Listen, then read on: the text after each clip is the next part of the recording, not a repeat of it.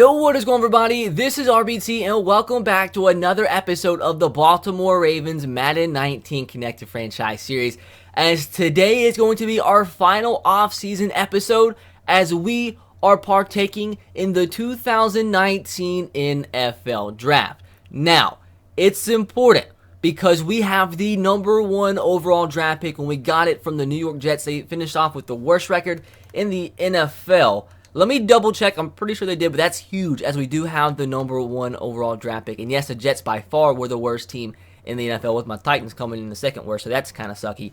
But we're going to be able to see and have to decide on who we pick first. Maybe trade down. I don't know. We'll have to see, but hopefully you guys are excited.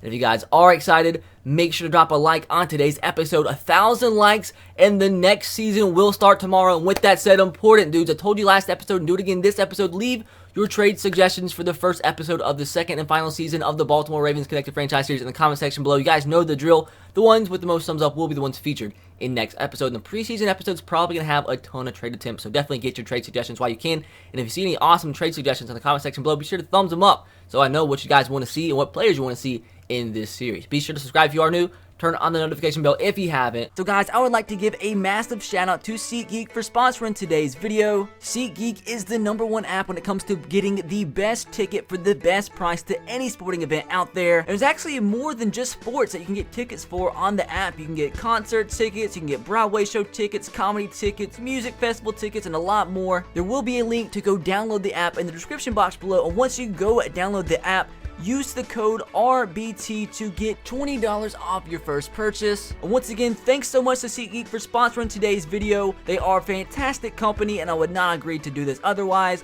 But with that said, guys, let's get into the rest of the video.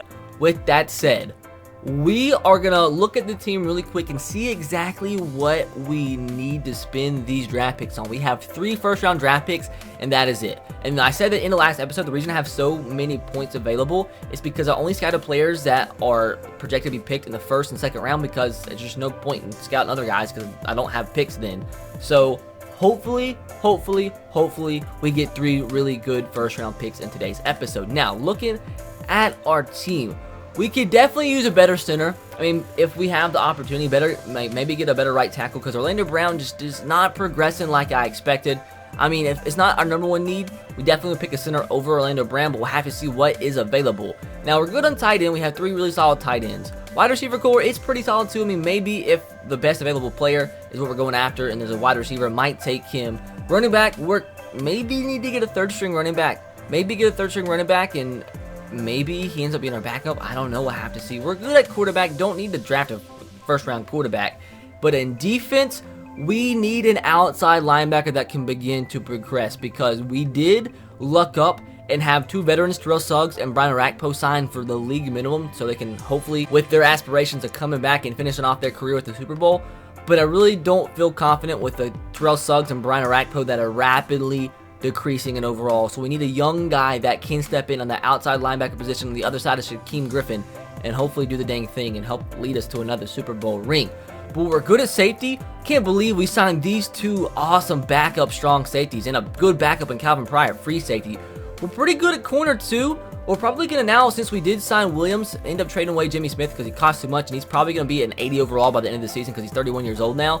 And Brandon Williams too. Maybe we get a right in, because Brandon Williams, great player, has a big season for us, but he's starting to regress, kind of like Jimmy Smith, because he's over 30 years old now, and he's already gone from a 90 to an 86. He just has an 87 because of +1 confidence boost.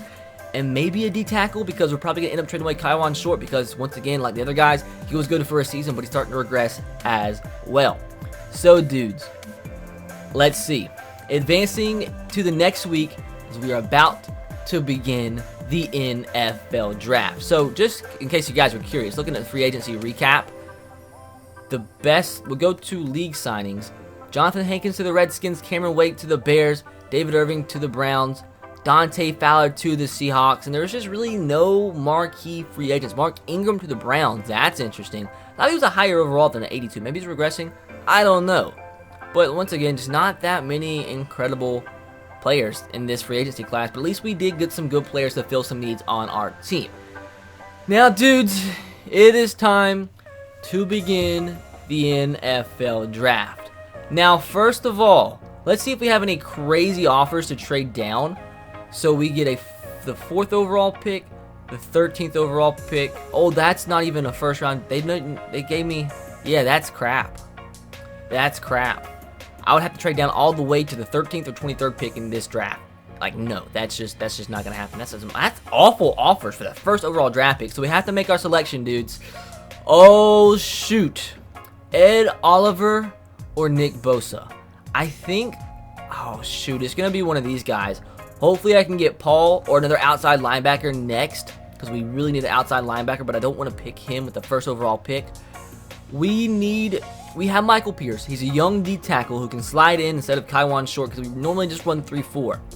So defensive tackle isn't as big of a need as Nick Bosa, because he's to be on the field almost every single play. He can slide in for Brandon Williams. We can trade him away, clear us a Brandon Williams cap hit. Nick Bosa, he's a scheme fit. I think with the first overall selection in the 2019 NFL Draft, your Baltimore Ravens is going to select the brother of Joey Bosa, Nick Bosa, right in from Ohio State. 4.66 40-yard dash for a defensive end is insane. Gonna submit this, and he is an 82 overall with superstar development. He is ranked number 1 in true talent, and I drafted him at number 1. Brilliant freaking pick. Let's go. Could not have been any better. Now, Nick Bosa does get selected. We're going to go ahead. They picked Ed Oliver. He's an 83 overall, so that would have been a nice pick. We don't pick again until the 28th overall selection. That is not good. I'm just going to go ahead. I just want to see who gets picked here. Paul was a 79 overall, so he could have been good for us, but man, I don't know who I'm going to select. Justin Hebert from Oregon is a 76. The Jags pick him to possibly replace Blake Bortles.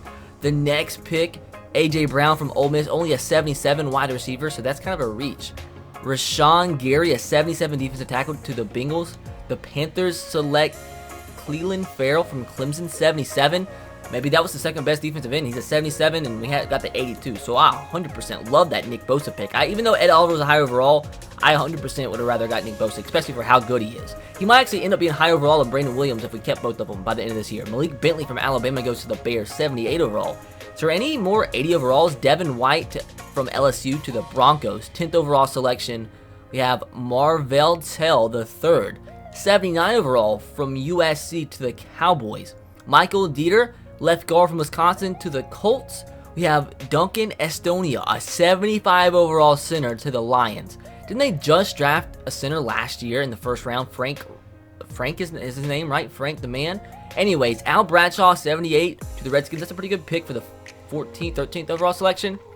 The Raiders with the 14th pick Deebo Samuel, an 80 overall wide receiver. A great pick for the Raiders. Unfortunately, I was kind of eyeing him, but he didn't fall to me, so that kind of sucks.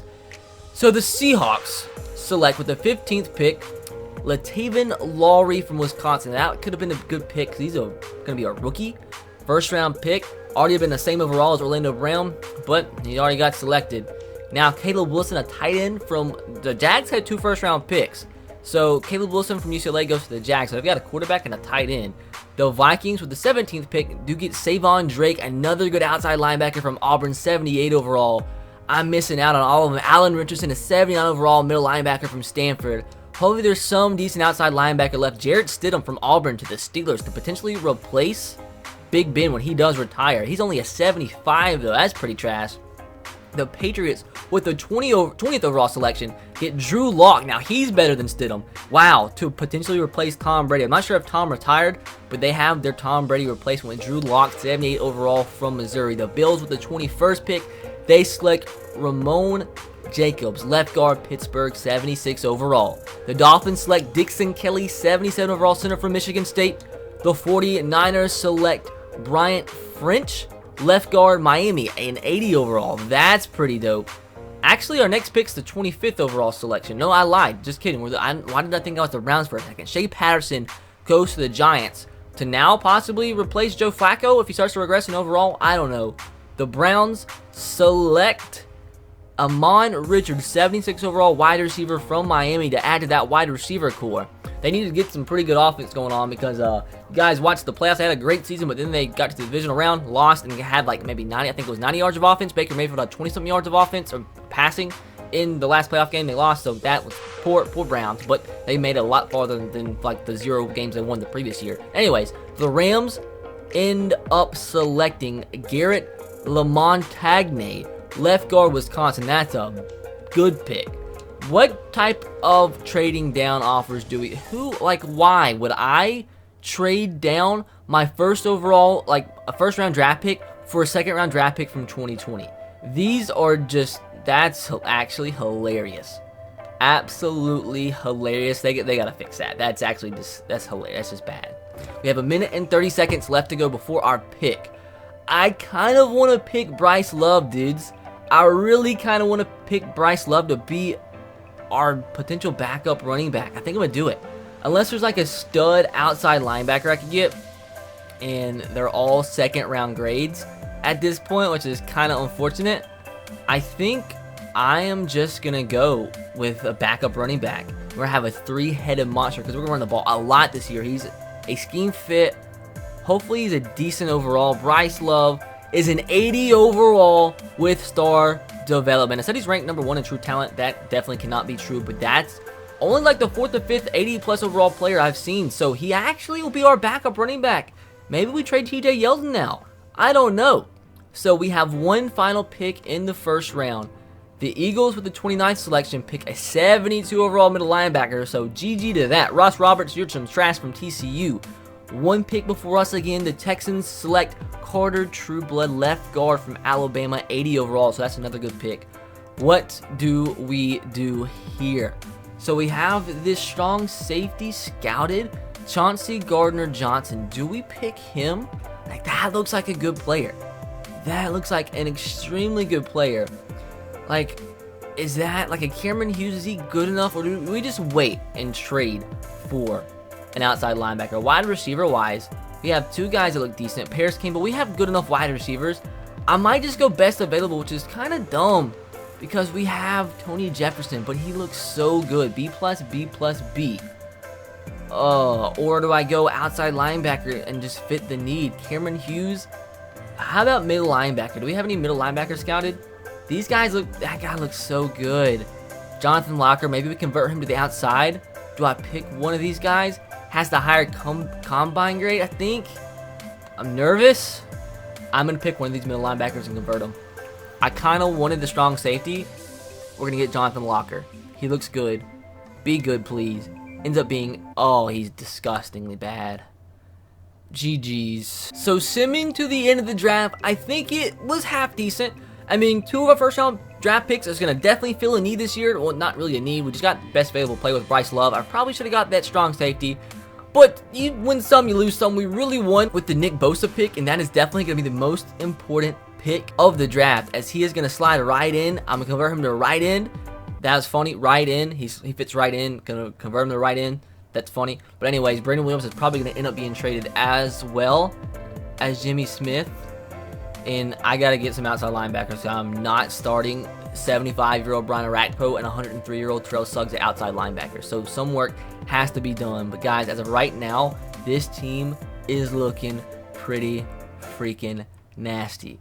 So with that said, dudes, next episode is going to officially open up the second and final season of the Baltimore Ravens Madden 19 Connected Franchise Series. If you have yet to leave your trade suggestions, be sure to do so in the comment section below.